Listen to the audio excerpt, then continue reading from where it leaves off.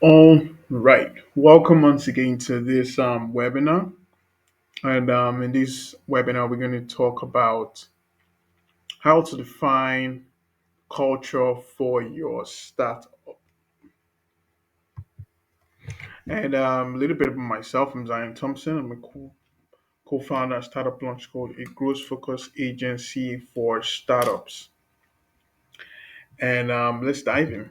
So, what we'll be covering is one, what is culture, importance of culture, benefits of culture to your startup, and it can touch a little bit of a case study on culture and how to define the culture for your startup, and so much more. So, first question is, what is culture?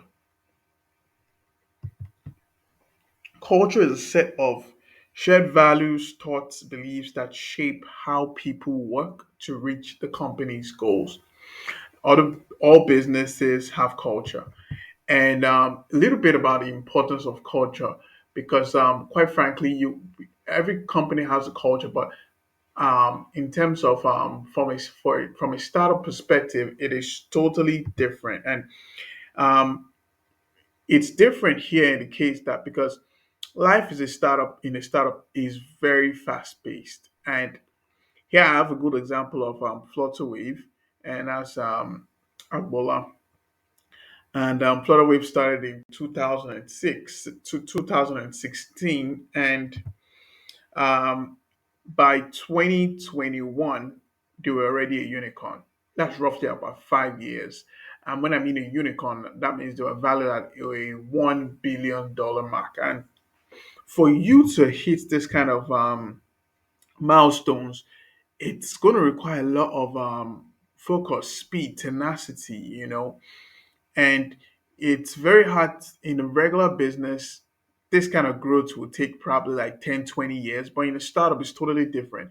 You can hit this kind of almost ridiculous milestones in a couple of years because investors are giving you money to move fast, to break things and achieve success. So like it's very fast paced. So without a culture, you really are not going to achieve it. And culture in the context that the people that are working on the project with you in the company, they need to see the vision, they need to see the big picture. And Flutterwave is one good example. Imagine like launching in 2016, and by 2018, you have raised your Series A $20 million, and 2020 you have Series B. That's 2 years right after, and the very next year you have your Series C 170 million. It's going to take a lot from you, and it's very critical having a culture, people that believe what you believe, that see the vision and are willing to grind to make it happen. And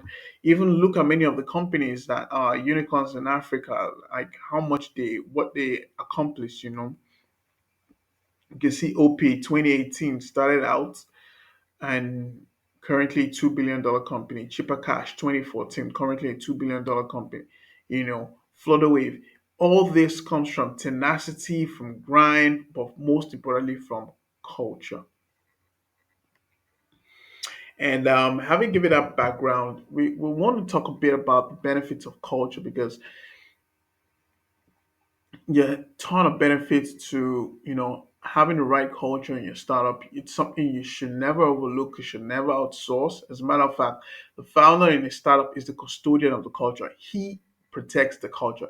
If there is no other task given to a founder, it is about culture. And here are some benefits. Number one, it just enables smooth and productive recruitment. You're going to need to hire people. So the most important thing in a startup in terms of your hiring is to find people that are a culture fit. And people could be have great, fantastic skills, but if they're not culture fit, in other words, if they don't align with the vision of the company, there's no need bringing them on board.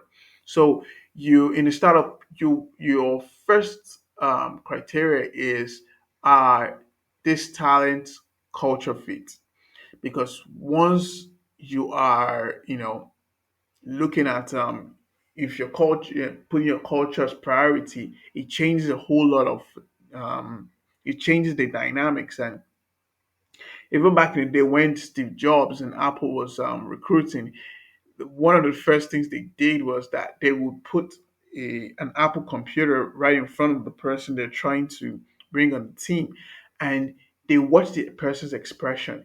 You know, the goal was like they wanted someone that's excited about being part of the company, and excited about what they're trying to build. And if they didn't really see the excitement, they definitely were not sure, they want to work with, because it's a lot of effort, it's a lot of grind, and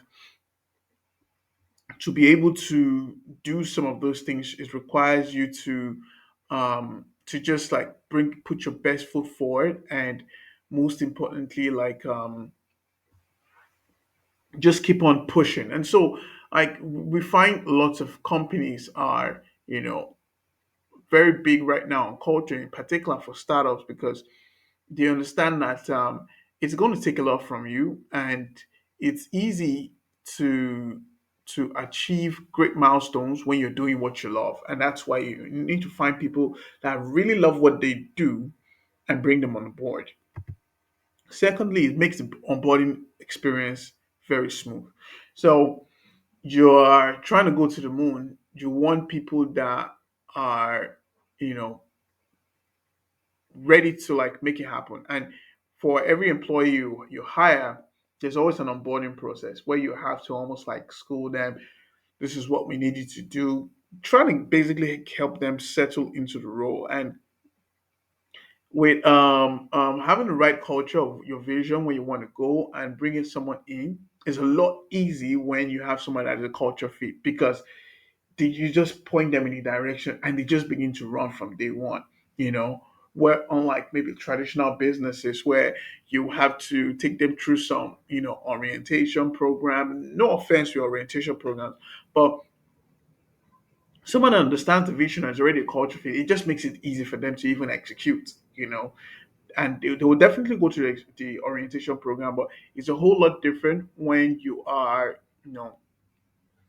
hit the road running. And third is another benefit is higher employee retention. Now, because the people are happy with doing what they love, they want to stay longer and grind harder.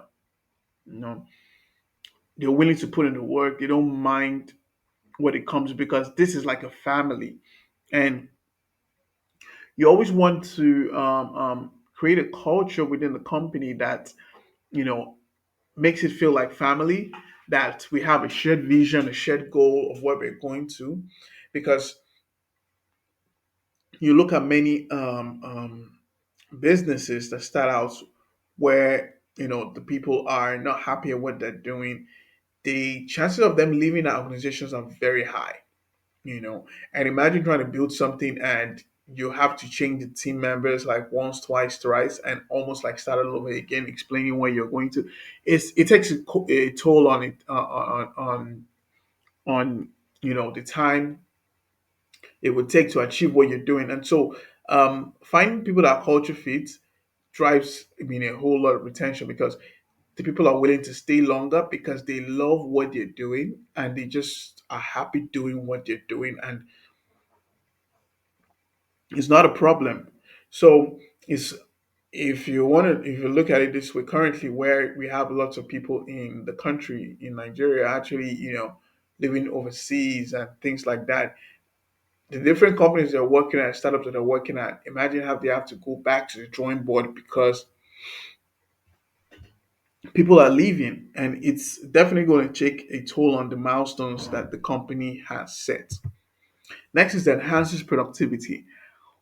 Productivity is like basically getting more done in less the time, and that is only as a result of the right culture, in the context that everybody is willing to put in the work, stay maybe even longer hours just to get the job done. Unlike in traditional business, it's all about, I've done what I need to do and I'm going. But in a company that has to find the right culture, it is about getting the job done, whatever it takes to get the job done. It might even require you working extra hours, and that's not a problem in a culture fit environment. And so In a startup, you're going to have, very, very, strict deadlines, so many things to do, and the your definition of productivity will be different, totally different from a regular business, and so nothing is better than having the right team players on board and hitting all the milestones and the goals that you have set. Next is also it increases the employee sense of loyalty. Now, good way to put it is building like a company in the early days. There are going to be people moving across so many roles, but the whole idea is the goal that you want to hit.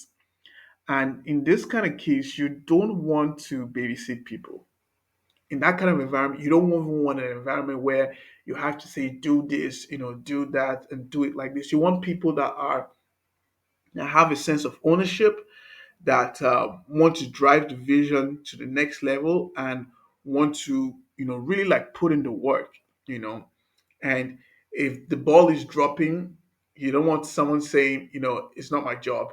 You want people that are going to be true to the cause, loyal to the cause. And this is one critical, should I say, like very important factor to consider when it comes to, um, culture. You want people that are going to be loyal and committed to the cause. A sense of ownership drives everything and every single thing they do at the business. It changes the game. It just makes it easy for you as a founder because if you're a founder and you have to always, you know, um, almost like babysit people on what to do, how to do it, it's going to take a toll on you. It's going to bring a lot of frustration, a lot of like, you know, negative energy. But when you have people that are willing to figure it out, whatever it takes, it's just it's a whole lot different. And this is why culture is important. Now, the another one is strong reputation. I have here Larry Page and Sergey Brin, said the founders of Google. And imagine building a company like Google. Imagine the kind of culture that they have. Even people right now, if you want to work in Google, you understand directly what it's going to take, the kind of cultures, you'll need to fit into, even like work at Google, and that culture that they have has created like a very strong reputation about the business because if you work in Google, I mean, when you look at people's profile and they say ex Google, you know what it takes because that company has a very good culture, a very strong culture that just stands out, and you know, it's it's a it's a high level. The same goes for Apple, for Facebook. When you work at these companies, it just gives you an idea of the kind of culture and grind that is required to do that. And every single person that goes to these companies, you have to be an A player. If you're not an A player, you can't really stay there. And that environment creates a reputation. When you look at Google, great products are going to come out from that company.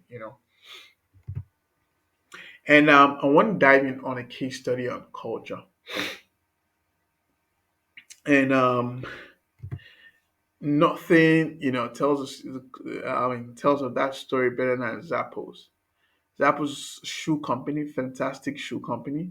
And reason why I like Zappos is that Zappos is not a shoe manufacturing company. You can even call Zappos sort of like an affiliate company where they they get the shoes from the manufacturers and ship it to the end user. So their model is basically around drop shipping. But yet the company is a $1 billion company. And this now gives a different perspective into the question, what business are you really in? So if you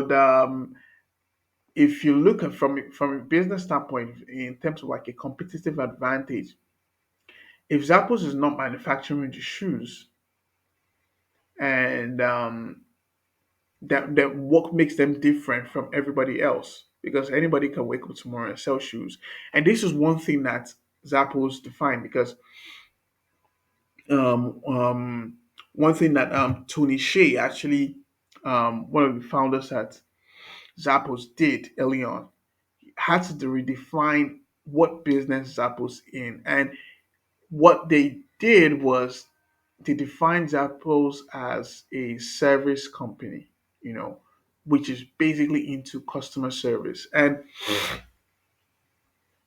reason being, like, and it's funny because the original idea of Zappos didn't start from Tony.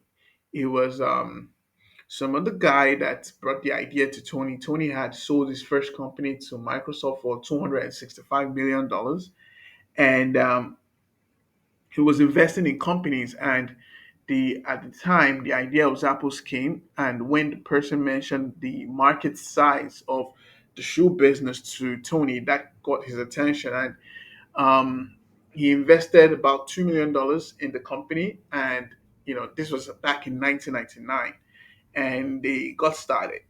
And they were, by 2020, by 2000 rather, the company was already like in a to was about a $1 million business. Just basically drop shipping shoes. So they do the marketing, engaging the customers, and now getting the manufacturers to ship directly to the customers. And that was the game. That was the business they were in. But Tony began thinking critically about the business model and what it would take. And they found out that instead of looking at we're in the shoe business, why don't we change how we see our business or how we look at our business and realize that we are in the customer experience business, which is we're here to serve the customer. And it's not about trying to get the customer to buy, but it's about creating um, a fantastic experience for the customer, and that will make them, stay longer. And by looking at that experience, they it changed the way they were going to run the business. They thought about things differently, where most of the sales was actually coming from people will call in and things like that. And the sales center, phone call center was critical to the sale. So Tony thought about, why don't we tweak that a bit? If that is a critical factor in, you know, growing the business, then we have to, look at that. And that gave birth to adapting the service model, where the customer service was a core element of the culture. In other words, it's a free call number, free shipping and returns, and a 365-day return policy. That just gave an edge, because if you bought things from other competitors, it was like a 30-day time. But with Zappos, it became like, if after a year you don't love what we're selling, you know, then that's fine. And that is very, very dangerous if we look at it from a business standpoint. You know, imagine giving a whole year for someone to try something out, and if they don't like it, send it back. But the whole idea is that that eliminated the risk factor for the customers, and that just makes Zappos just stand out. You know, they had 24/7 customer call centers that was just going to offer a very, very, you know, superior experience for the customer. And that just changed the game totally for Zappos. And here's an example of what the Zappos call center is. You can see the people that are on the calls. See how happy they look. Look at the environment, because the whole idea behind the culture was, we are delivering happiness to these people. We're delivering happiness. We're not just selling shoes. We are actually about selling an experience. And that just elevated the status of Zappos and took them to the next level. Like, and just look insights into the Zappos cultures. Number one, be humble, embrace and drive change, be adventurous, creative and open-minded, create fun and a little weirdness, then pursue growth and learning, deliver wow through service, be passionate and determined, build a positive team and family spirit, build an open and honest relationships with communication, do more with less. This are what Zappos define as their culture. And if you really engage Zappos, if you really follow Zappos, and you see that they go the extra mile for the customer, and it's very costly for them. But they found out that if you treat your customers well, you don't really have to spend so much money on marketing, because the people tell people about great experiences. And that's the way we are as human beings.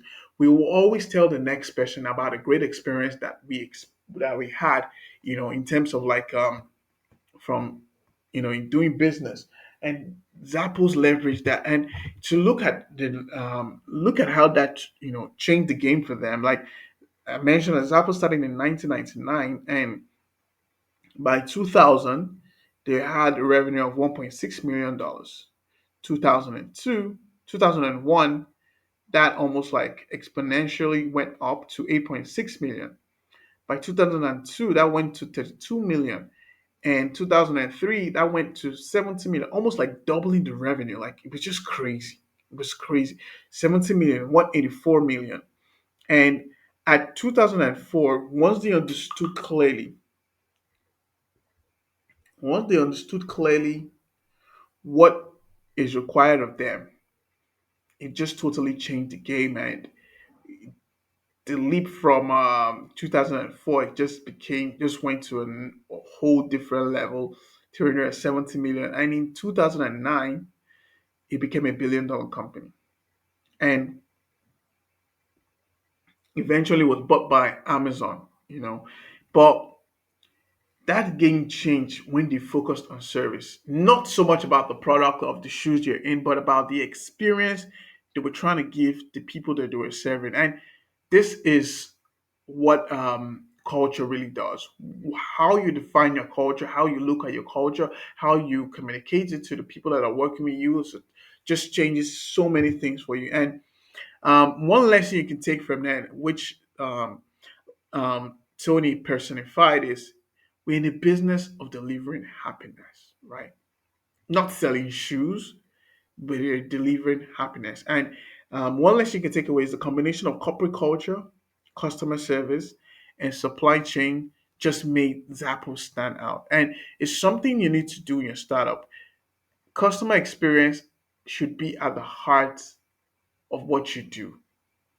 Your employees need to know we are creating a fantastic experience for the people that you're serving, and that just changes and gives you an edge in your business. So coming down to how do you define your startup's culture? How does that work? Number one, it starts with a purpose. What is the purpose? Why, like Simon Sinek says, start with why. Why do you do what you do? Why does it matter? Why should anybody care? You have to first define the purpose. You start with, what do you see? Every single founder starts with a purpose. Simon Sinek speaks a lot about Steve Jobs when he started, and one of the first things he said, Steve Jobs was, we want to great products that inspire people to do great things. And look at everybody using Apple or a Mac. They believe in what they're doing matters, and that's why they use these great products. Secondly, is to define a common language, values, and standards. And in defining your culture, you have to critically look at, what do we all value in this place? Yes, we want to hit the goal, but what do we value? You know, and defining those core set of values are very critical. We've seen like the a lot of talk on Twitter about horrible bosses, about toxic cultures and places, and that's as a result of a difference in values, standard, and even the language. And two can't work together except they be agreed. So we have to agree on what is our value as a business before we can even work together. Because it's going to be very tough hitting your goal when we speak different languages, we have different perspective of things, and you know It just changes the game. Now, it's different when you're just two people, but once you are, a lot of people within a company, it just changes the game totally. Lead by example. So I think for in this case, what it really starts out is it starts with the founder. As a founder, you have to understand that everybody is watching you and you are in a position of influence and leadership. So everything you do is being it has a cascading effect, meaning it sets the tone, it sets the standard, it sets the the platform for every other thing that happens. And so the founding team need to understand that to building a culture, you can't say, you know, this is the culture A and I'm doing B. No, it has to be and it has to be the same thing. Then second is to identify your culture ambassadors. Culture ambassadors in the context, people within the organization that personify the culture of the business. And nothing beats that than